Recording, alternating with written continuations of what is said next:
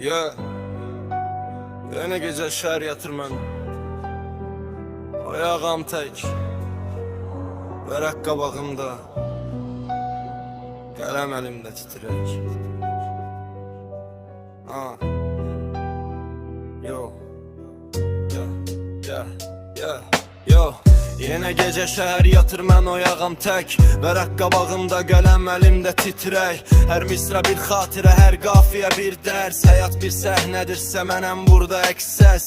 Yollar uzun, mənzil uzaq, amma ruhum ührür. Hər addımda bir iz qoy tarix səni gör. Səsim ucalır küçələrdən göylərə qədədər. Zirvəyə gedən yol inan ki səbirdən keçər. Bəzən yıxıldım, dedilər artıq bitdi oyunu, amma mən qalxdım, bükmədim heç vaxt boyunu. Həyat şahmat kimidir, hər gediş bir seçim. Mən mat etməyə gəldim, yoxdur geri çəkilmək üçün seçim. Saxta gülüşlər, arxadan vurulan zərbələr məni daha da güclü etdi o qara pərdələr.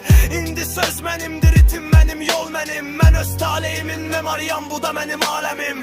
Bu bir hekayə deyil, bu mənim həyatımdır. Hər kəlməsi alın tərim, hər sətri qanımdır. İnan özünə, çünki səndən başqa yoxdur kimsə. Sən bir qəhrəmansan, dünya sənə yox desə də. Ya, yine gece şehir yatır, mən ayağım tek.